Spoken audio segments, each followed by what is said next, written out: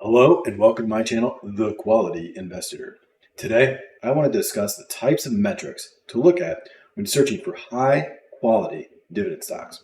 Now, dividend stocks are not a must-have for my own portfolio. Primary concern for stocks is their growth potential and their ability to protect their economic moat. To that end, the dividend stocks I do own would be considered growth dividend stocks by most measures. So, when researching stocks, there are certain metrics that define high quality dividend stocks. I want to review these metrics with you today and provide 5 examples of stocks you can buy right now that are high quality dividend stocks. On the contrary, I also want to show some negative examples to see what that looks like as well. Also, if you stay to the end, I will show one unique way to filter for high quality dividend payers. So before diving in, if you enjoy content like this, please hit that like button and subscribe to the channel. Also, share this video if you can and hit that notification bell so you can know right away when I post more stock analysis content. All right, let's go over the 6 dividend metrics to use when identifying high quality dividend payers. The first metric is consistent dividend growth. Ideally, 10 plus years of consistent growth. Of course, you have the dividend aristocrats who have at least 25 plus years of dividend growth. However, what this shows is a company is committed to increasing their dividend over time, and it also means that other areas of the business are increasing and compounding, as we will see here in a second. Secondly, you want to see free cash flow per share growth over a long time span. That is because dividends are actually paid out of free cash flow. As a business uses the cash required for funding operations as well as funding capital expenditures to either maintain their current business status or to grow their business in the future, whatever is left there is that free cash flow. And that free cash flow is used for capital allocation.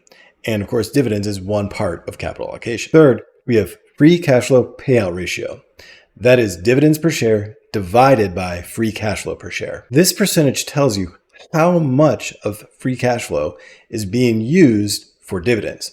So you want to see a lower number. Lower is better in this case. Of course, over time, you want to see this number trending downwards. When it's trending downwards, that means the company is really increasing the amount of free cash flow they have available for shareholders. And even better, if they're also consistently growing their dividend, it means that the free cash flow per share is increasing at a faster rate than the dividends. Personally, I like to see this number below 50%. When it's below 50%, it means the company has a lot of cash available to invest in other things, a lot of other ways to allocate capital. Many places will indicate anything below 70% is a safe dividend. However, when you're paying out that much of your free cash flow, that means the business doesn't have that cash to reinvest in other areas of the business, and you're going to enter into slow growth territory. Fourth, you want to see a consistent dividend yield percent over time. Yield is dividend divided by the share price. And you don't want to see any extreme increase or decrease here. And the reason for that is an extreme increase in yield indicates the share price has come down drastically. And that could really be an indication that there's something fundamentally wrong with the business. On the converse side, an extreme decrease in yield, that means there's a sharp rise in share price. Now, that could be a good thing in some cases. However, you do have to wonder if that stock is being hyped in some way. The fifth metric to look at is the high dividend compound annual growth rate over 1, 3, 5, and 10 years, ideally above 10%.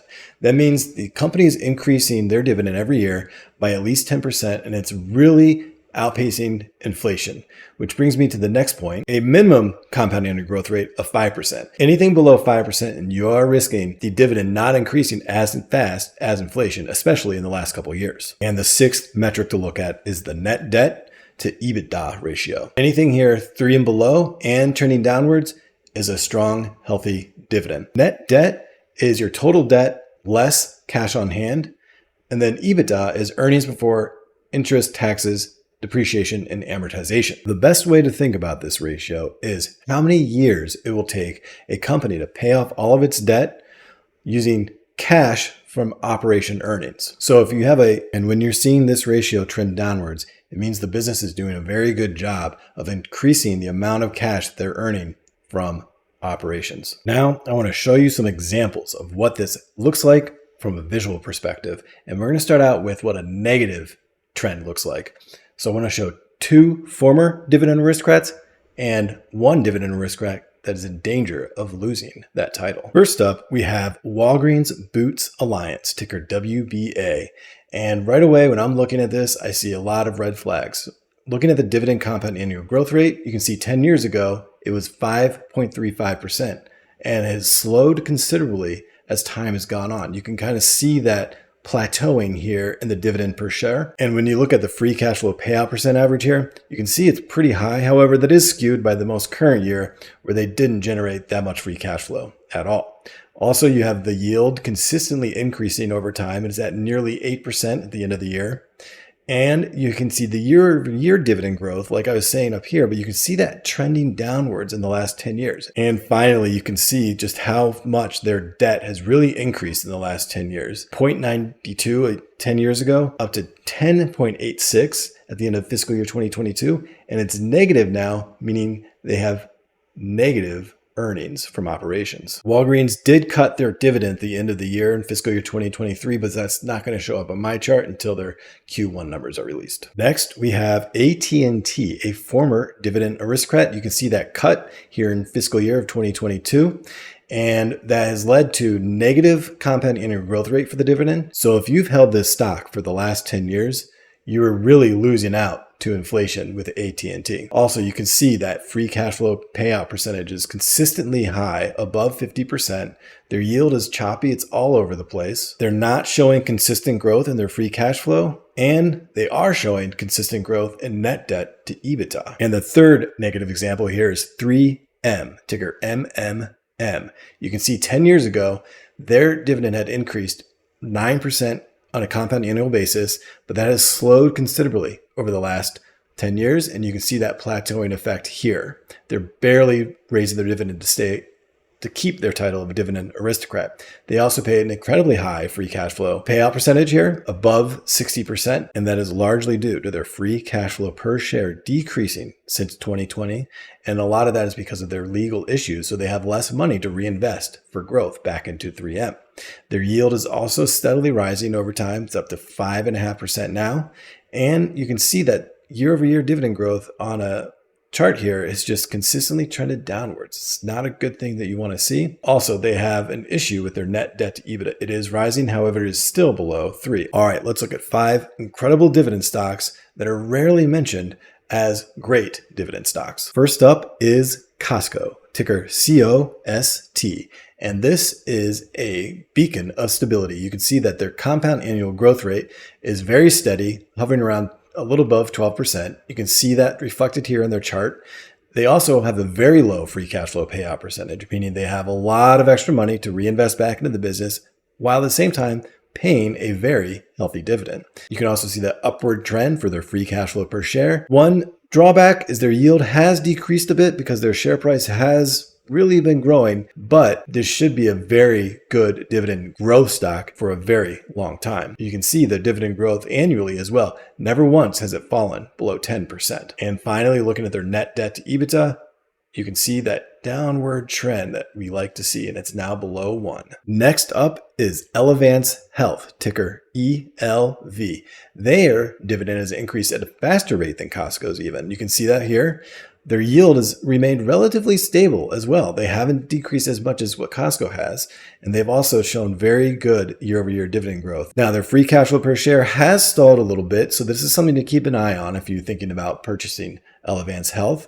But they also have an excellent free cash flow payout percentage, very, very low, even lower than Costco's, consistently below 20%. Next up is a business many of you probably haven't heard of. It's Ametek, ticker AME.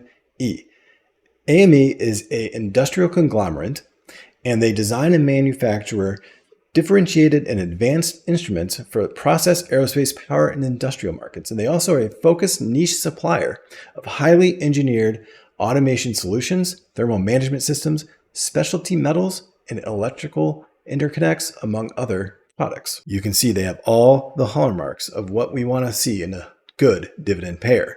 They have above 10% compound annual growth rates for the dividends, very low free cash flow payout percentage, a very consistent, albeit low, dividend yield. As far as dividend growth is concerned, they're not going to be in the running for being a dividend aristocrat anytime soon. However, they are increasing it at a pretty steady pace the last 4 years. They also have a very nice net debt to EBITDA ratio. However, their free cash flow payout percentage is ticking upwards, so that is something to keep an eye on going forward. The fourth high quality dividend stock is KLA, ticker KLAC. They're a semiconductor equipment manufacturing firm, and they specialize in the market segment of semiconductor process control, wherein machines inspect semiconductor wafers during research and development and manufacturing for defects and verify precise measurements. And in this market, they hold a majority share. You can see here again, they have excellent dividend compound annual growth rate. Their yield has gone down quite a bit over the last few years, but they've had a very consistent dividend growth each and every year. Net debt to EBITDA is trending downwards, as well as their free cash flow trending downwards. You can see they're really ramping up how much free cash flow they are generating in the last couple years. And the final high quality dividend growth stock we have today is Accenture, ticker ACN. Accenture is the largest consulting firm in the world and my former employer. And they have shown very good compound annual growth rate in their dividends over the last 10 years, as well as keeping that free cash flow payout percentage very low. You can see it is trending downwards, as well as their free cash flow going up and their dividends consistently growing.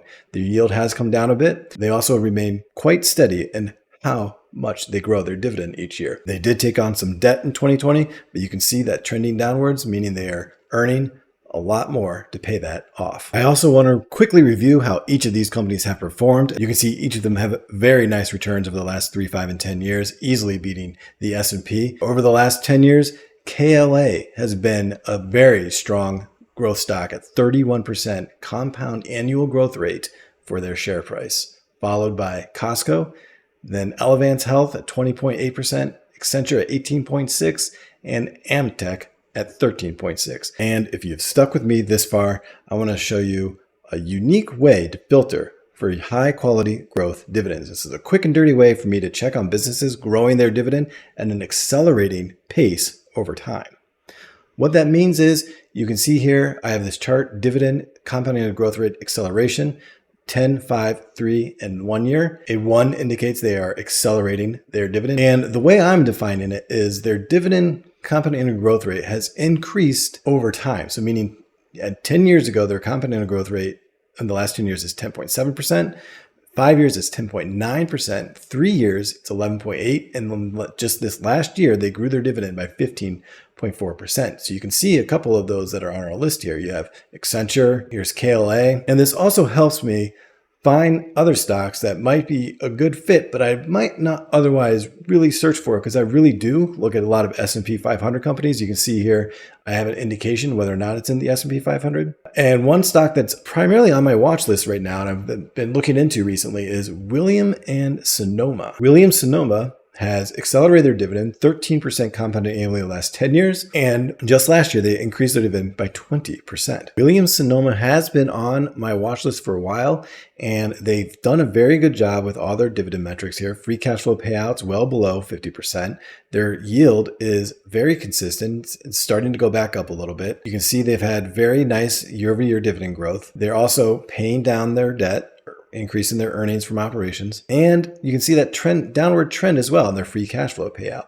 Their free cash flow in 2023 did fall a bit, but like I said, this is a company I am currently watching. Maybe I'll have more later. This has been a quick demonstration for what metrics to look at for dividend growth stocks and how to interpret them. Hopefully, this helps you become a little bit wiser when selecting stocks for your own portfolio. So, as a reminder, this is not financial advice, and I encourage everybody to do their own research. With that, thank you for watching today's video. And what do you think? What sort of dividend stocks do you like to look at? Let me know in the comments below. Also, please like and share this video, and if you found this content helpful, consider subscribing to the channel and joining our community. Thank you, and happy investing.